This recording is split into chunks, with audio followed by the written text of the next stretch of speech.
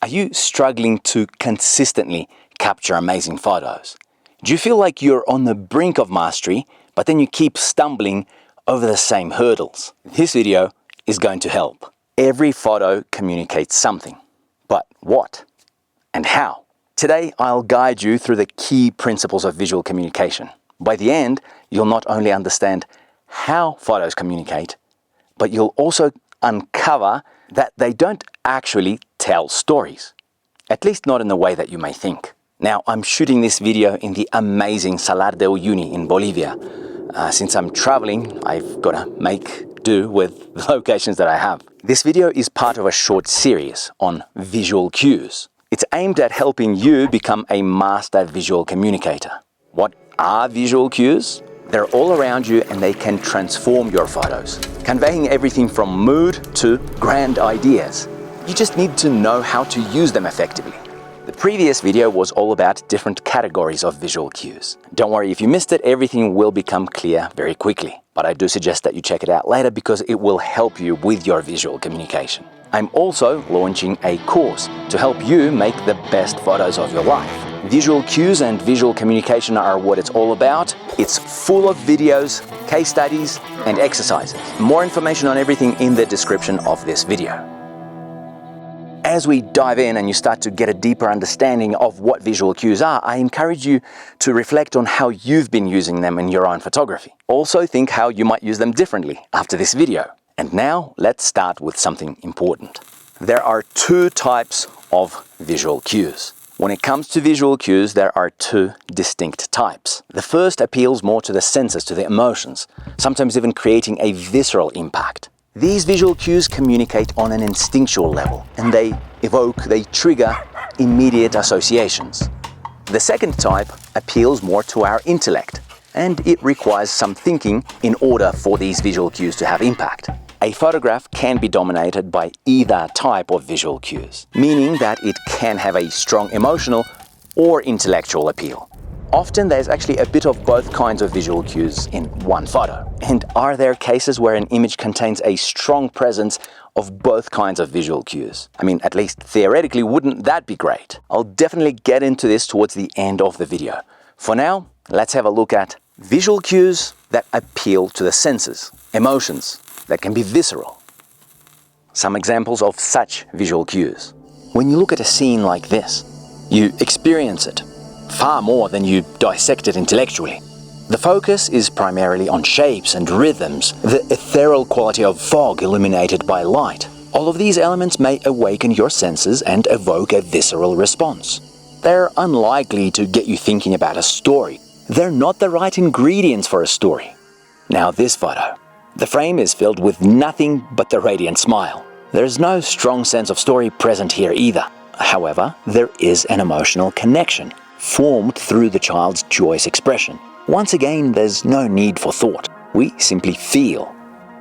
Visual cues associated with weather conditions, such as rain, fog, snow, or something akin to this image, they also tend to evoke emotional, sometimes visceral responses. Natural elements such as fire, they stimulate the senses and convey a certain energy and warmth. As I've mentioned, these images can have an intellectual element too, like they can suggest a story. But if these weather-related or natural elements dominate the frame, our primary engagement is likely to be emotional, visceral, not intellectual. Now, this video aims to provide you with a foundation for visual cues, but there are countless possibilities for creating captivating images. And if you want to learn even more, then I encourage you to check out the course of mine that I mentioned. Okay, here's one last important thing to mention about the visual cues that affect our senses, that can affect us viscerally. They have a big advantage when it comes to communication. They can be understood by people from different cultures speaking different languages. Everyone can relate to a smile. It conveys happiness. A face like this shows sadness. The sight of snow, for anyone who's seen snow, brings up associations with cold. These visual cues tap into our shared human understanding and experiences. We get them and we all respond to them in a similar way. They transcend cultures and languages. Now let's get into the visual cues that appeal more to our intellect. Symbols belong here. A cross, like this, represents Christianity. The dome of a mosque symbolizes Islam. And even though the hammer and sickle may not be universally recognizable, this symbol still holds associations with socialism and communism for many people across the globe. Sure, some symbols might be pretty much instantly recognizable, but our minds still need to work through them to make sense of their significance. Next, a photo where something is happening. Like this man working with dough. This image engages us on an intellectual level. We ponder what exactly is happening. We deduce that he's preparing some sort of food made from dough. Add more visual cues like the cigarette, the room interior, these breads here, and it all sparks our curiosity. A sense of story is born.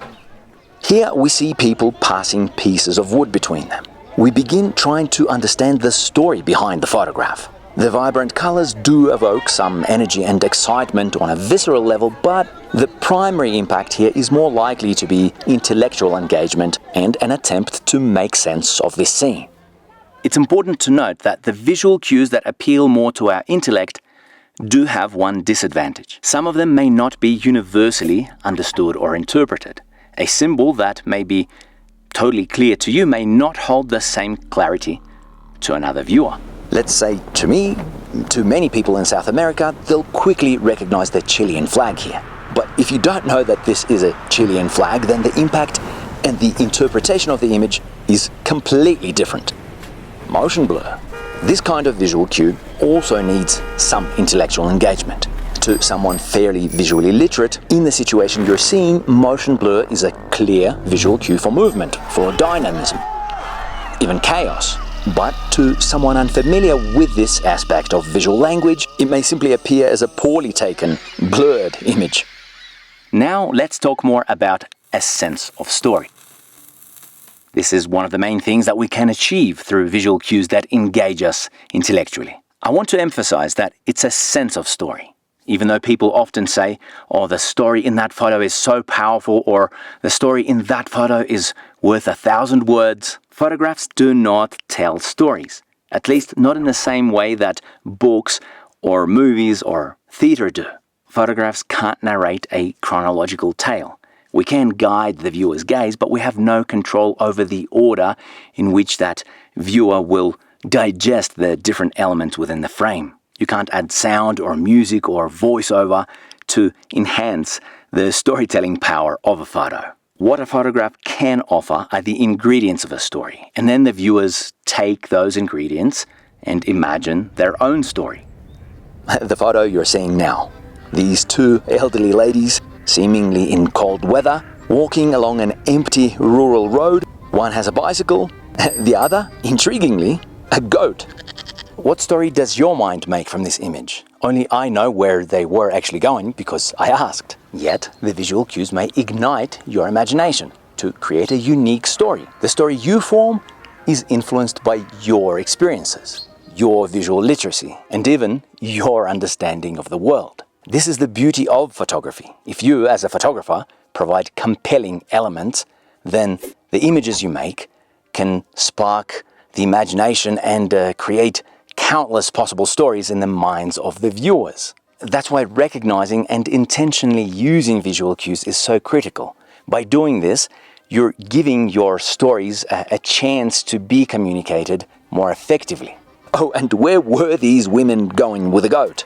This one was taking the goat to a friend, as she said, to make baby goats. And this one was just keeping her company because she lived in the same village. While most viewers will feel an image or perceive a sense of story, it's highly unlikely that the idea of visual cues will ever pass through their minds. But you have seen some reasons behind why it's important for photographers to approach photography in terms of visual cues.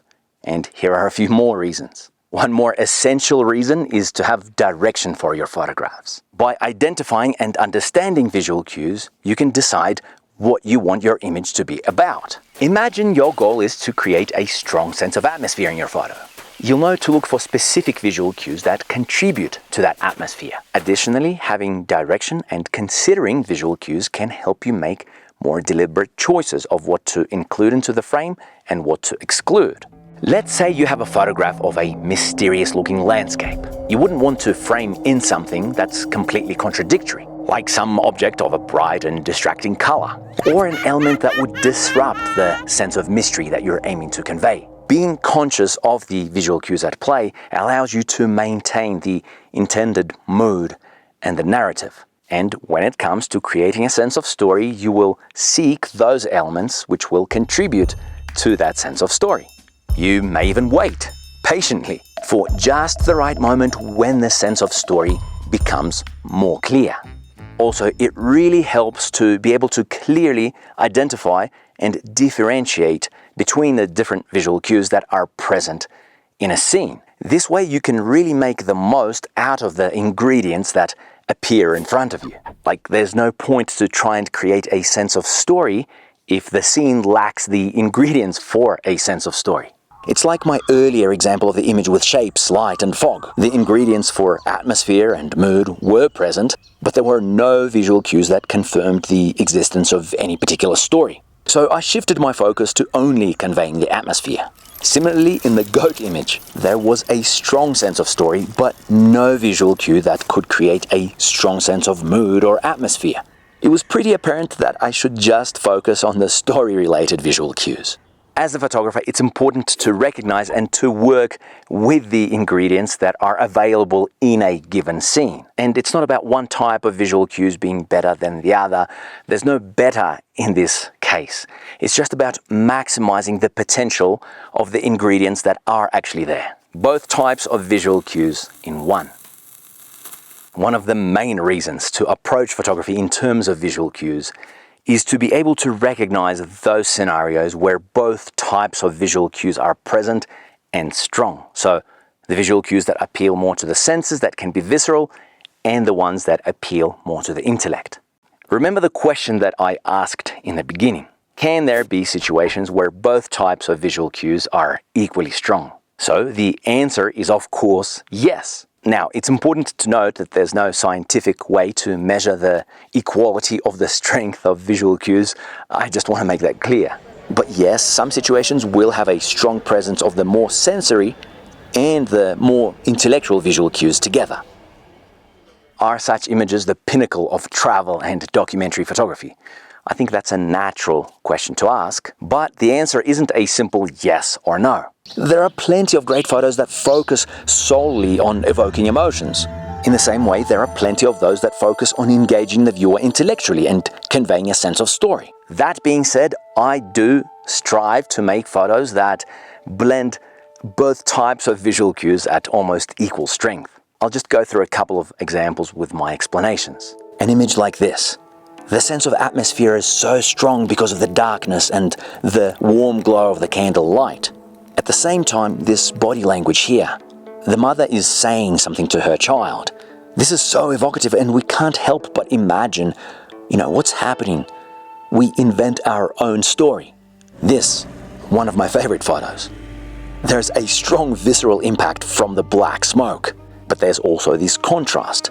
The traditional man, the ancient mode of transportation, the camel, and this modern smoke-belching pickup truck that almost makes us want to cough when we look at it.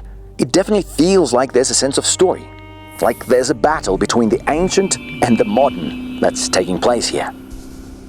Here's an important thing to remember. These kinds of images that combine both types of visual cues at equal strength or almost equal strength are actually pretty rare.